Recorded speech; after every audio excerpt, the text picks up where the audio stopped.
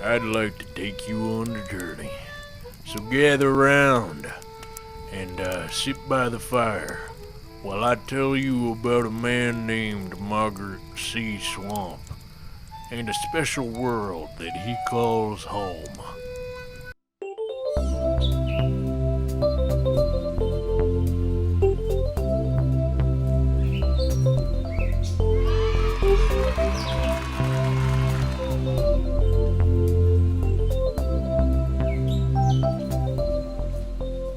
How's it going, everybody? Welcome back to another episode of the Flatworld. This is episode 95. Last episode, we worked on this netherwort farm as well as a beetroot farm on the other side and our basalt farm downstairs. Today, the first and foremost goal is going to be to work on an Enderman farm. You see, for years on the Flatworld, I have just been using this farm here, and this was only ever meant to be a slow but steady kind of mob farm. It's not the fastest farm in the world, and it's decent experience, but nowhere close to what you can get with a really well built Enderman farm. So we're gonna pop over to the end. The farm we're gonna make is not only an Enderman farm, but it's also a melon and pumpkin farm. It was designed by Redstone CPU. I'm gonna put her link in the description. You should check out her channel. It's pretty cool. But yeah, let's head into the end. I've already set things up a little bit. And I've had to memorize the path over to our stronghold portal, but I put some glowstone to sort of guide me.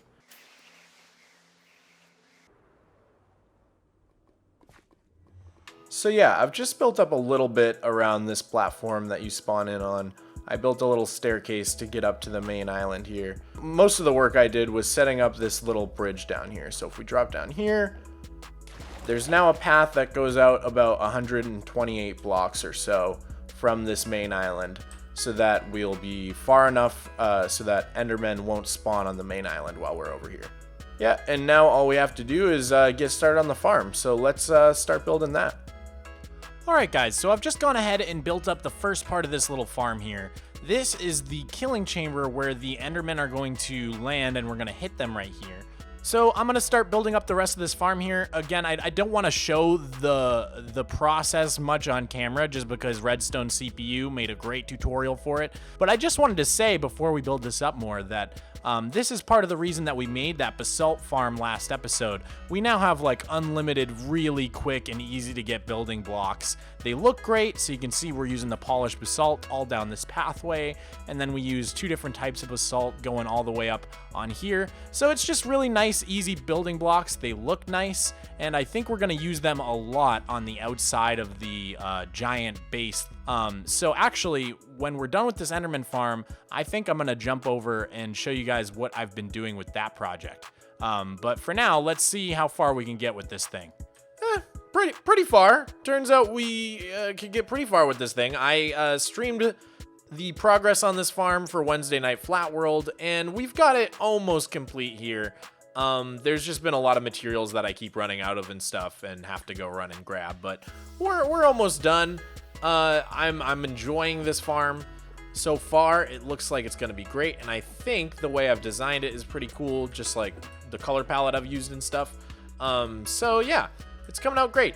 Just got to wrap up a few things with it. So I'm going to try to do that right now, just off camera. We got to like pillar out here and then like place a bunch of string and stuff like that. Start getting these Endermen actually spawning in here. But yeah, it's done. It's done. That's right. I wrapped up the farm. It's all set to go. So let's go check it out. Alrighty, so if we just swoop down here, we're gonna see the Endermen are running towards the Endermite at the top of the farm, and we can just come right up to the edge here, start swiping at them, and you can see they're picking up all the pumpkins and melons along the way, and they're just bringing them to us. We get more XP like faster than we can pick it up. It's crazy.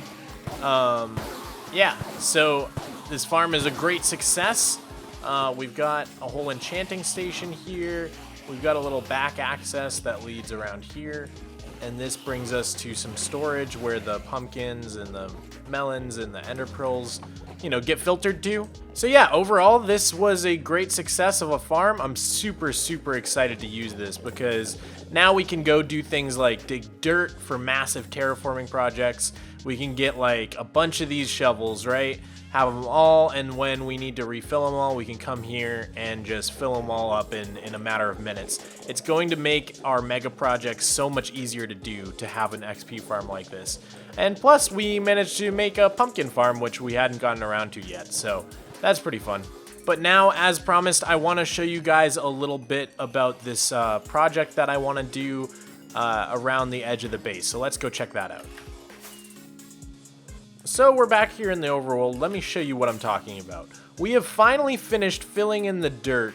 From a couple episodes ago, we outlined basically phase 2 of our mega base project here. We wanted to add a whole tiered city aspect to this base. So we trimmed this down from a square to a circle, and now it's time to build the walls. So I had to come up with a design for the walls that will look good at all these different tiers and sort of go up and have a different feel as the city goes up. So I think I've done something that looks pretty good in creative. Let me show you guys that. I showed a few people on stream and the response was pretty good. All right, so this is the wall. These little dirt platforms here represent each tier of the city, with this top double slab being the outline of the top circle as we have it right now. So this is, I think, going to be the plan for the wall. As it goes up, it gets lighter and lighter. But so I really want to start laying out some of this stuff. So I'm actually going to be doing a live stream in a little bit, and I think we're going to start placing down some of the blackstone just to see how it looks and trying to replicate this on at least one stretch of the wall to see how we like it in the actual context of our flat world. As you can see before your very eyes, we have made some great progress on our wall here. We're not quite done with the top yet. I gotta go quartz mining to fill in that little last area at the top because there's a lot of quartz in there. So I wanted to do 2 tests. I wanted to see, you know, how it looked in one slice of it all the way up to the top, if I liked the way it looks. But I also wanted to see how it looks if I just, you know, started extending as far as I could easily the whole entire pattern along this wall, just to make sure, you know, it looks good from different angles, learn how easy it is to build and stuff. And, you know, there's some parts of it, like the directions of the stairs and like certain blocks like these that have directionality that get annoying, but overall I think it's an easy enough pattern to replicate, and I think I'm pretty happy with the way it looks. The further out you get, I think the more I start to enjoy it, especially when I use my imagination to sort of imagine how it's going to look all the way across. I really start to get like this like Rings of Saturn sort of effect with it, where the colors, you know, the colors just give it a really cool layering effect as you're out a little bit further. And so I think it's gonna work, especially because there will be buildings, you know, obscuring parts of the wall. I'm gonna keep working on it. It would be really cool to fill in a little more of it this episode, at least finish this little strip here, and if not, extend this up a little higher. So let's see how far we can get with it. It happened. It finally happened. It happened. It happened. We have sand. We have... Okay. Go. No messing around. No messing around. Yes. This sand is incredible. This sand means so much. I mean, with this sand is our future. We can truly do anything with this sand. But we can't do anything with just 64 sand. We need a way to replicate this sand easily. So I am once again going to be doing a tutorial by the person formerly known as Redstone CPU. Now she goes as Kiabi. I'm going to link the tutorial in the description, and let's make a sand duplicator, shall we? According to plan, I've used the tutorial by Kiabi to create this sand duplicator. We've done it on 3 sides because I actually wanted to keep the silverfish generator for now, just in case I can't find another stronghold for some reason. I do want to have the ability to do something with silverfish if we ever want to, which means I probably shouldn't build this out of stone bricks. I should probably change it out, or it's going to slowly get eaten away by these little guys. But anyways, let's try this out. Let's flip those switches. A boop, and a boop, and a biddly beep. So those are just going to kind of freak out for a little while like that. And I brought a bunch of shulker boxes, so I'm just going to let this run for a little bit and then go in a few minutes, and we'll see how much we can fill up. All right, so I let it run for like 5 minutes. Let's just hop in and see how much sand that actually got us. This might be really laggy. Hello? Oh, things are happening. Things are happening. Okay. That's pretty... Ooh, more things. More things over here. Ooh. Okay. So that I let it run for like, I don't know, 3 to 5 minutes. I'm not sure how much time it was. I didn't want to push it too far in case it would get too laggy or anything. But that's pretty good. That's a pretty good haul. We can now use this for so many things. It's not even funny. We can make glass the normal way instead of trading for it. We can make concrete for the first time ever. Like having expendable sand is really going to be incredible. We can make a cactus farm, which I plan to do very soon. And there's one other important thing we can do. Yeah, that's right. We can go into the Nether. And we can do something really fun. He had that sand trade. I brought the emeralds fast. I'd seen a lot of trades, but he saved the best for last. Now I got TNT for the first time, and there is just one thing that be on my mind. I go into the portal, I climb up to the top, ready to open it up like shulker box. Spitfire like a gas, I'm hot just like the Nether, and now I finally got a way to make this whole forever. Ooh, baby, now I go to YouTube, baby, till I find the right how to, baby. Free, pick a good spot, call me Mr. Mogswamp. I can break your bedrock. I can break your bedrock. I can break your bedrock, girl. I can break your bedrock. I can break your bedrock. That's right. We're here on the ceiling of the Nether, and we've got a hole to go below the ceiling of the Nether. It's crazy. We did it. Sand gave us TNT, which gave us the ability to poke this hole. So now, next episode, we can finally build a big piglin farm, and we can do a piglin trading system and start getting all the great materials that you get from doing that. So I'm stoked. That's going to be next episode. But for now, let's head back down into our base because I want to show you I've made some progress on the wall. And yeah, I'm pretty happy with how it's looking. Alrighty, so you can see it here, the big reveal. I'm pretty happy with it, to be honest. I think it looks pretty cool. The one part that I'm not sure about is the top is like a lot of quartz in a row. We use different textures of quartz, but from a distance, the whites don't really look different enough to give it like the same effect as like, say, between stone and like andesite and cobble, you know? Like that's a clear difference in color. That's the one part I'm not sure about. I think I might want to add like a stripe of color to break up the quartz. I actually also did the bottom here around this lower part, and I started doing this one here just to see how everything looks. And yeah, I think it's gonna look really cool. I think when this thing is done, it's gonna look really impressive. And if it is at all overpowering, I think it will be less so when there's big buildings on all of these platforms. So I'm pretty excited with the design. I hope you guys are too. But that's probably all we're gonna do for the wall for this episode. I do want to do one last thing before we wrap this episode up, and that is make a cactus farm.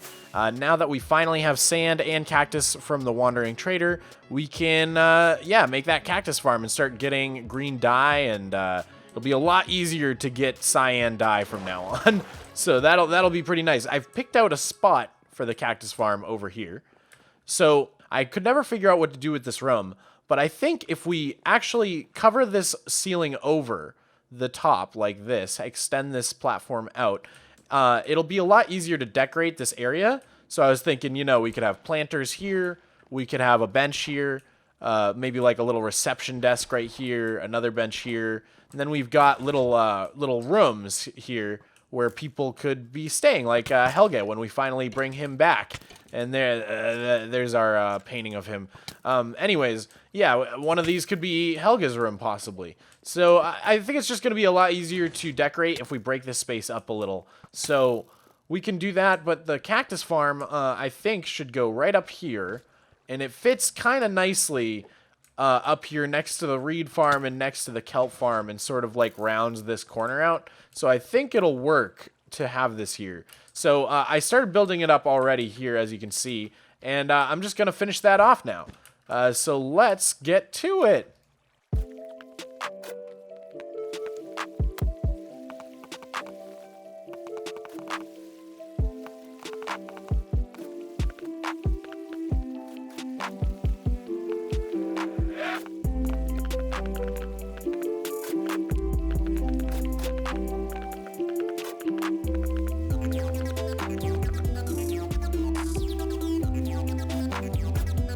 Okay, so I spent a bunch of time working on this, and I'm really happy with how it turned out.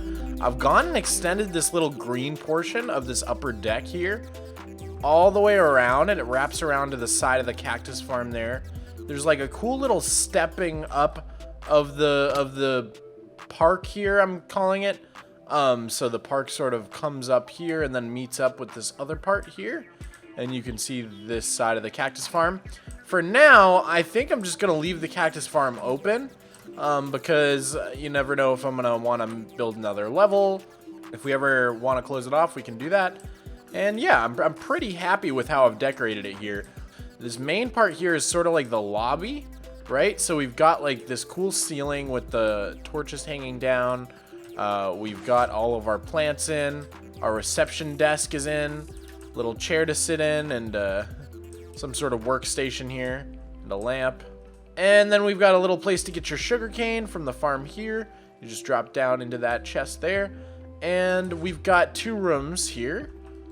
This one, which again, not decorated yet, and then this one right here.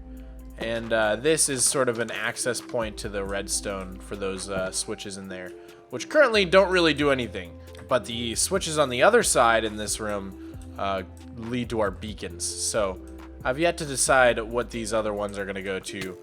Potentially I'm going to have more beacons. But yeah, I think that's a good place to stop this episode. We got a ton done this episode. Let's just review. And I actually want to go back to that original list from a couple episodes ago and just take a look at it. So we knocked off the Endermen Farm this episode, and we set ourselves up with that hole to the ceiling of the Nether to do the Piglin Farm and the Piglin Bartering Farm next episode. So I'm super stoked. We made a lot of great progress. Plus, we made so much progress on the wall and the interior of our base. It was just a great episode, okay? Okay? So anyways, last episode we started up the story once again, which is where each episode we write in this book and quill, and eventually, with the help of your comments, we will have a full written story. So, it started off, there once was a distant realm. It was flat, just as we know our world to be. But this realm was rapidly being changed by its many curious inhabitants. Now, this was my prompt. I am paraphrasing here. I did not go word for word, because Riley referenced specifically the server, and I want to keep it, like, mysterious, or maybe we need a name for the land of the server. Like, I know that we have Swampton on the Mogswamp server. And by the way, guys, if you didn't know, you can play with me anytime on this public server. On a public Superflat server, I will leave the IP in the description of this video if you want to play along with us. It's very fun. But here we go. Episode 95. This realm is an alternate dimension of sorts. one can traverse between the two using hidden knowledge. That was Riley's word specifically. So anyways, there's the prompt for this week. Let me know in the comments what you think, where you think the story should head. Maybe we can find out what this hidden knowledge is, or we can maybe choose a name for the land of the server. Flatlandia, Swamplandia, Moglandia. I don't know. I just don't know. Anyways, I hope you enjoyed this episode, guys. I love making these videos for you. Like the video, maybe, if you want to. I love you.